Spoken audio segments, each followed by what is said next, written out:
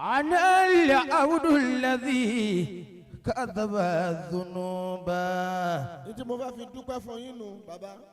وصدته الأمان أن يتوب. Má lò ní àmánì lò ní màá sí. Ìtí mo gbà lọ èyí tí bàbá tó bí mi.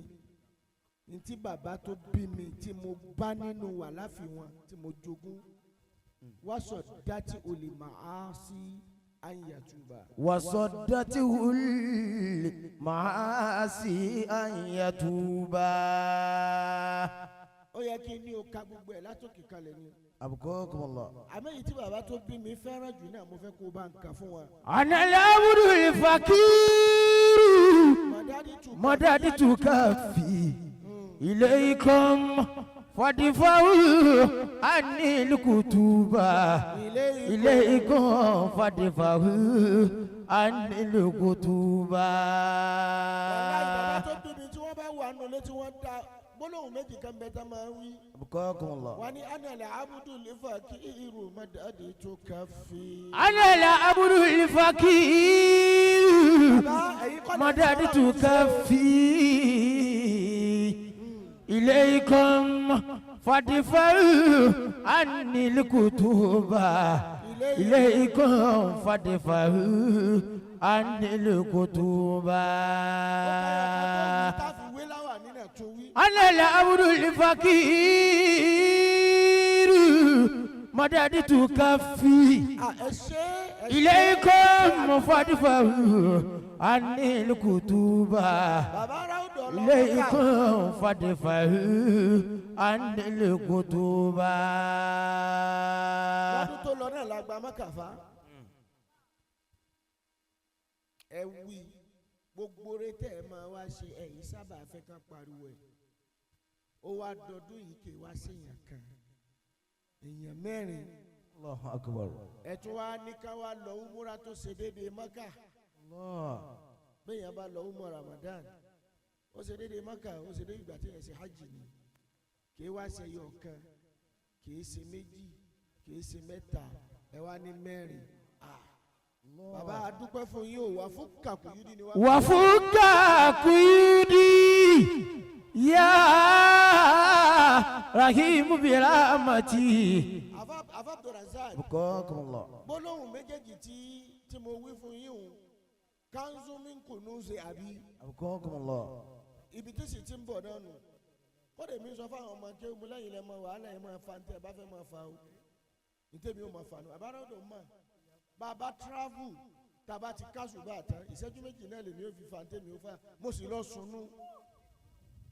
Kódà yìí sọ fún ẹnìkan sọ fún mi pé òun bọ̀ á pàdé mi lè kéwu ní àti wò ní sátọ̀dé mo ní mọ̀ wá o. Mo wà láìsùn ọmọ lẹ́yìn lánàá. Mo lọ wá sí méjì lónìí. Èyí tún lọ àìsùn bàbá aráwùdọ̀ bó bá ti di sátọ̀dé yín sùn ni. Fúkà kùyúdí yá Rahimu bi rahmati wa'atifu alayya yá atufu mujammala wa'atifu alayya yá atufu mujammala. Awakọ̀ àwọn òde nǹkan kan wà ní kóńtò lam ọ̀hùnsìn.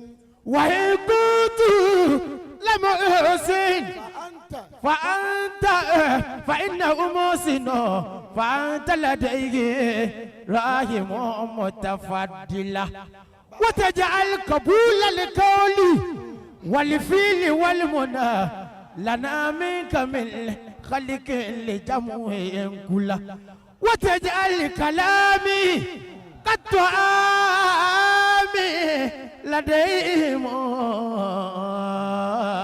وتجعل كلامي كالطعام لديهم وتجعل كلامي كالطعام لديهم وكلمني في الطعام والشرب كالعسل بدأت بسم الله روحي به على وأوصني بأمر الله فيني به على وصلي إلهي للنبي وآله وسلم عليه فاهق الأرض معصلة إليك إليك وإليك وجهت القصر يا خالق البراء وأنت به أهلا وملكك جلل وفي منبر الخير أنادي بسكوتي على مسيدي نور الهداية أعتلى وروي إليك منك نور أضاء إنال لسانه منك لا تنسى أصلك يا فتان المال لا ما تنتسب كل ألو يا ابن لا تخف للهادر والمقترب شيخ اللبيب والعلمي أصل الأصول بالريب بركاته أمت جميع الأرض من كل العصب دوما به نتفخر بين الأعاجم والعرب فقريب علم يا مصدرا بشرى يا ذا خير التلب وهب الإله وليه صوتا جليا بالترب كلما يأب أهدا ولم يكن قبله كلما يأب صوت التقي المتقي من شيخنا تاج الأدب أدبية أبدية من شيخنا تاج الأدب لا تنسى لك يا فتى لمن هلا ما تنتسب كل عنه يبنى لا تخاف للهادري والمقترب شيخ النبي كل علمه أصل الأصول بلا الرياض بركاته أمت جميع على أرض كل العصب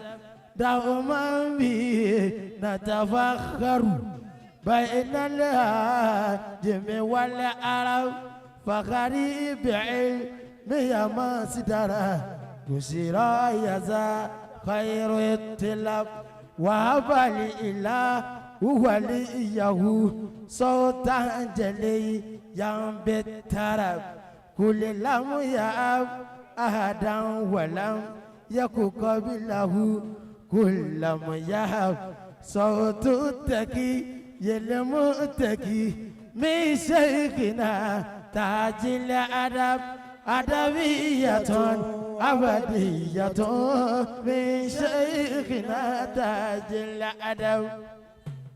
ẹ dákun bàbá wa ọlọ́run lálárọ̀ أدام الله حياته. ìmọ̀ tí mo fẹ́ fi dúpẹ́ fún yín ìmọ̀ tí mo fẹ́ fi dúpẹ́ fún yín alhamdulillah ọlọ́run ṣe wọ́n dúpẹ́ púpọ̀ bàbá bisimilahi rahman rahim àjọ wí ẹyọ kọ̀ọ̀kan fún wọn.